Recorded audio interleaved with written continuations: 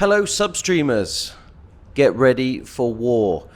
Before war though, can I just quickly ask you to subscribe to this channel? So if you're watching on mobile, spin your phone back to vertical, just do a little bit of a scroll down and find that subscribe button and tap it with your thumb.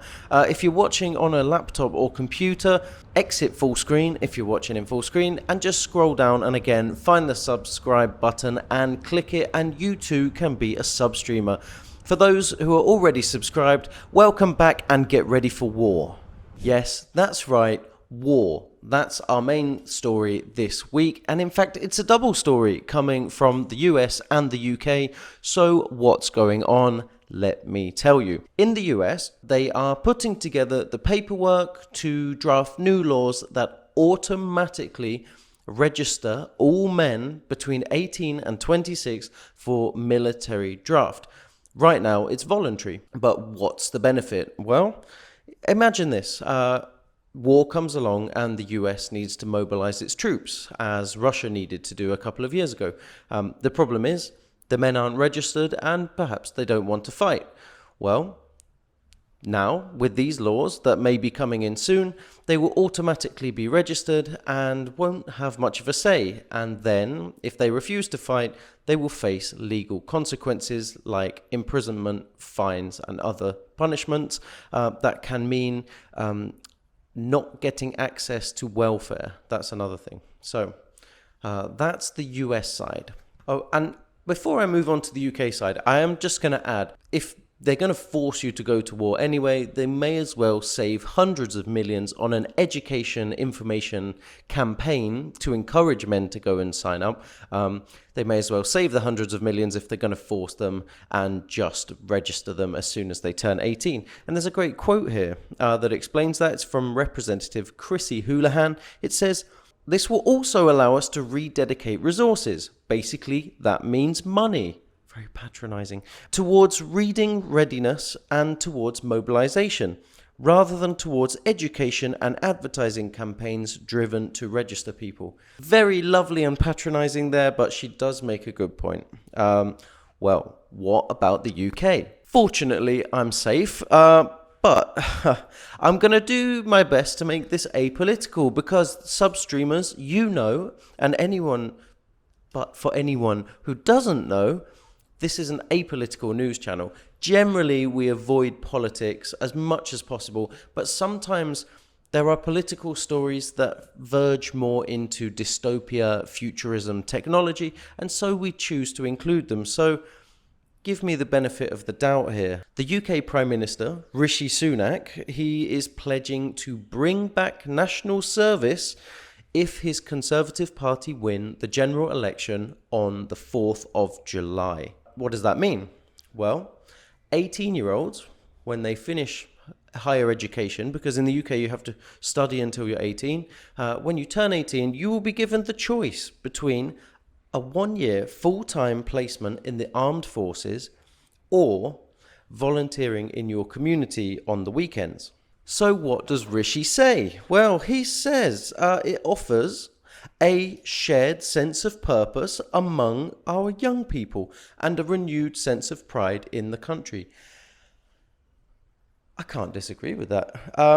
So I'm going to give you my opinion. This is my personal opinion. I'm actually in favor of it. Well, it solves a lot of problems. Right now, I would say we have some issues. We don't recognize good leadership, or we don't respect good leadership. We have lost our sense of community, and the country has many behavioral epidemics and knife crime, pickpocketing, theft, alcohol abuse. There are so many crimes that relate back to behavioral issues in the population. So could a year in the military or doing community service help to solve that? I think yes, there must be correlation, and stop creating a generation of lost, hopeless, and disconnected young people that really don't know what to do with themselves. There's more. So according to this proposal, there would be 30,000 selective military placements for the brightest and the best. So that would include roles in logistics, cybersecurity, procurement, and more. So, you know, you wouldn't be sending the the smartest youth to learn physical warfare, because there would be more useful elsewhere, but maybe the strongest and fastest would want to go and do physical exercise. So I think if they can create an appropriate system that plays to people's strengths and helps develop them into more well-rounded people, better prepared for life and the rigors of society, how could that be a bad thing? You may disagree, and I've seen some very good arguments against, one of which is, why are we not educating or investing in the education for entrepreneurial youth? That is a really good argument. Why is there not a one-year scheme being set up to teach young people about business, about personal finance, about creativity? I agree with that too. I don't think that's an argument against. I think it's alongside. Basically, we need to be doing more for our young people. The thing is, this is a very nuanced debate, and I really, really, really, really genuinely would love for you to pause right now, go to the comments, and let me know what you think. Is Rishi wrong? I've heard people accuse him of introducing this policy to throw the election. He thinks that this will turn off many voters, but I actually think it's a good idea. I don't know. What do you think? Please give me your honest opinion and how you see it. That would be really valuable and really interesting, not just for me, but for all of the other sub-streamers who can go and read it. I will come back and check, and I will let you know what I think. Moving on from war, let's go to the world's #1 search engine, Google. Now, we've covered Google loads of times. Of course, we have. It's huge organization doing loads of bits and bobs. So why are we here? Today, we're covering or going further into their search algorithm update. We did a video where we talked about how an AI search bar on their homepage will completely reinvent how we search for information. But there's more to it than that. Now we're looking at the secondary effects and the impacts of this new algorithm update that's been slowly integrated over the last couple of years. Now, I am a marketer, so I'm going to bring some of my own knowledge and experience into this story. Essentially, every time Google does an algorithm update for search, it's adjusting what it deems to be helpful, valuable, useful information for the searcher. Well, that's you. So let's say, for example, you're searching for Egyptian cotton.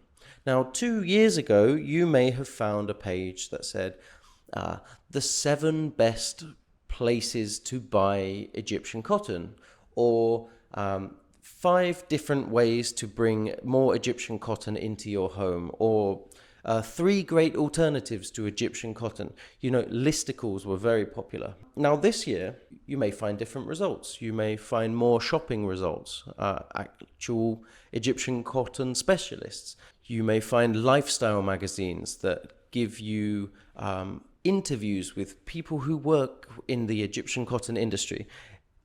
Google is changing what it deems to be valuable, and there is a considerable knock-on effect for SEO marketers. Let me explain. SEO is search engine optimization, and it's a huge industry with millions of marketers basically playing Google's game. So Google is transparent for the most part about their algorithm and how it works.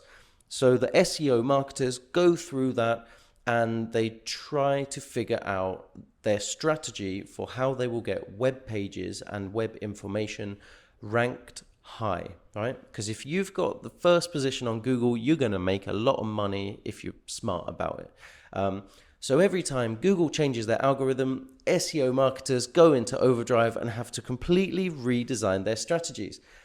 Now, if you're a small independent business that's just spent several years working on a strategy to try and drive sales, and you're relying on your Google results and your organic traffic through top quality content, then the algorithm change may hurt you and your business severely. But there's good news. There is good news, unless you're an SEO marketer. Although there's going to be plenty of new work for you. This update from Google is designed to punish SEO marketers who have spent the last few years learning how to game the system. What they've begun to do is create content that pleases Google, but is not really very enjoyable for humans. And that's what Google wants to cut out. They want to give more value and higher rankings to content that's more interesting, readable, and quality, not content that pleases the algorithm. Ironically, they have to change the algorithm. And so you'll still be trying to please the algorithm, but in new ways. It's a complicated game. It involves a lot of strategy. So actually, I'm going to stop this story right here, because if you want to read more, there's a great link to a BBC article in the video description. I encourage you to start there. And if you want to know more, there's an abundance of information out there, and a lot of it's subjective. So do your own research and just enjoy it and see what you can learn about how Google works, because it is very interesting. You never know, you may find opportunities for yourself to make money or do some more creative things. While you're down at the video description looking for that link, click subscribe if you haven't already. Let's move on. Epic news coming out of Sony this week. I love this story.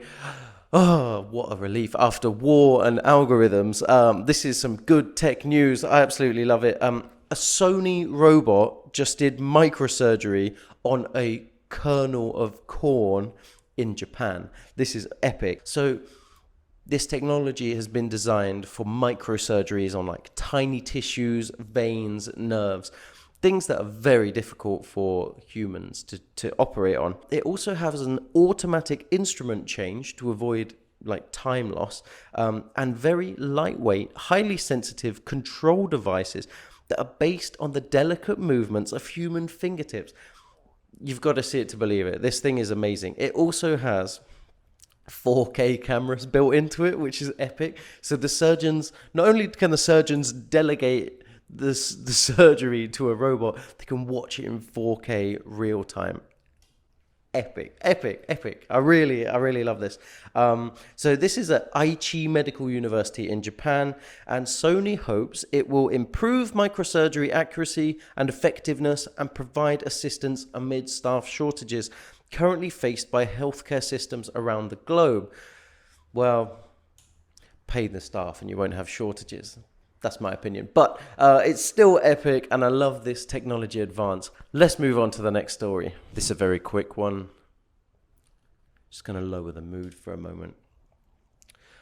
Please join me in just a moment of silence for Kabosu. Kabosu has died at the ripe old age of 18 years old. Kabosu is a Shiba Inu dog famous for inspiring the Dogecoin logo. If you're not familiar, Dogecoin is a meme coin cryptocurrency, and there are loads of Shiba Inu themed cryptocurrencies, and they're all based on Kabosu. So cheers to you, Kabosu. Okay, I've got another double story, and again it relates to YouTube. Haha, thank you, YouTube gods. Please send me viewers. Okay, what is the news? Well, part one of the YouTube update. Android YouTube Music app users, this one's for you. They've created a service that kind of rivals Shazam. You can hum, sing, whistle, or play a clip of a song, and it will tell you what it is. So it actually goes further than Shazam. Quite impressive, and I have been looking at some different sources, and apparently quite accurate. Not always on the first attempt, but it usually will get there as long as you give it the right information. I think that's a pretty cool update, and I remember as a kid sitting in the back of a long car drive thinking, I've got a song stuck in my head, waiting for that song to come up on the radio, and it could take hours or never come because I just didn't know what it was called. I didn't know what the lyrics said, and with Shazam or with this new YouTube Music update, I could have found out. And part two is about ad blockers. Hands up if you love ad blockers. Well, YouTube doesn't have its hand up because YouTube hates ad blockers because they make billions from ad blockers. And so they play this cat and mouse game, the ad blocker and YouTube. The YouTube updates its code and the ad block doesn't work. The ad block team go to work to block the ads and effectively do it. And then YouTube has to change its code, and it's a cycle cat and mouse that's been going on for a long time. Well, YouTube currently has the advantage with this new update, and it's a different approach because instead of editing their video system or code, they're bugged themselves. They've created and implemented, integrated a bug into their own code that messes with ad blocks. And it's a pretty smart way to go about it. But essentially, if it recognizes that you're using an ad block, it will send your video to the end. Now, not everyone's experiencing this, but it started 2 days ago. So you can go and check for yourself and see, and let us know in the comments. Are you seeing a bug here? But it's sending your video right to the end, so you're not seeing the video. If you try and move it back, sends it to the end. Try and move it to the middle, sends it to the end. So a lot of users are experiencing this now, and then they're turning off their ad block and getting forced to watch unskippable ads. Okay, let's move on to the next story. There's a podcast called Revisionist History. I'm not sure if they're still making it, but about 5 years ago, I really got into this podcast. It's by Malcolm Gladwell, who's one of my favorite authors. And essentially, he took a story from history and explained for an hour how history had completely misinterpreted the story. Not just its newsworthiness, but just rewritten it. And he goes back at these historical events and retells the story how he sees it and how the news should have told it, disregarding biases. And it's very interesting. Well, that leads me on to this story. And it's my final story, or penultimate, because I always have a nice light story at the end. But I graduated from a top journalism school, and this story jumped out at me as blatant propaganda. Okay, tune in. The Guardian reported, world's longest serving flight attendant dies aged 88. Fly High Betty Nash, began flying in 1957 and said it was the romance and glamour of flying that initially attracted her to the job. She has died aged 88 after nearly 67 years working in the skies. In 2022, Nash was honoured with the Guinness World Record title for longest serving flight attendant. She never officially retired from her role with American Airlines and died on 17th of May, 2 weeks ago, in hospice care after a recent breast cancer diagnosis. Well, I'm reading this and I'm thinking, why on earth was she still working to 88? This poor old lady, dying of cancer, still working. Did she need the money? Well, that's not good. Was she lonely? That's not good. Was she socially isolated? That's not good. Was nobody helping, taking care of her? Was there no pension in place? That's not good. Why do I have such an issue with this story? Because I'm seeing more stories of elderly people who absolutely should not still be working because they just should be enjoying their later years, but they're still working because they don't know what else to do, or they don't have the means or the funds. And my issue with publications like The Guardian sharing this news is that they're normalizing non-retirement for my generation, for their readers. The more they normalize the idea of working yourself to death now, the easier it will be to brainwash a generation who may never get a pension, who may never get to retire. And it's already started. That's what this kind of content is. Why make a better world when you can just work yourself to death? Now, I know there are some retirees, 65, 70 plus viewers on this channel, because I can see the demographics and I know some of you. Am I getting the wrong end of the stick? Because if you're watching this, I'm hoping you're leading a life of leisure in your joyful retirement. Maybe traveling, spending time with family, grandchildren, and doing things that you didn't have time for during your career. Am I wrong to see this story and the way that it's presented with words like glamour and romance as blatant propaganda to normalize working yourself to death? Because I absolutely do not want that future, and I'm not interested in pensions, because I don't think they will be worth a penny by the time I reach retirement age. And finally, on a lighter note, after that somewhat heavy story, a few heavy stories today, let's finish in a nice way. A charter airline for dogs, well, rich dogs, for just $6,000, Bark Air offers a luxury cross-country flight for your dog. Fortunately, your dog gets one human companion ticket for free. They send 10 dogs and 10 humans per flight. There's only 2 routes at the moment. They do New York to LA and New York to London.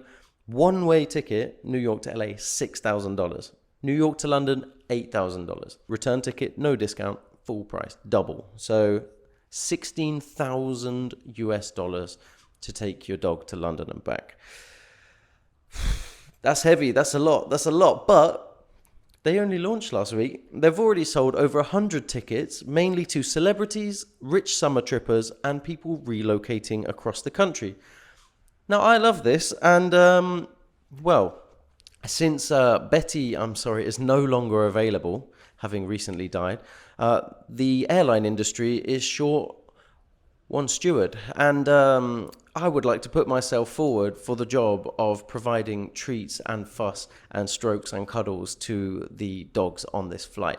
And I'm just going to go and look for an application form. So thank you for tuning in. Remember to like and subscribe. Where do I get that job at Bark Air?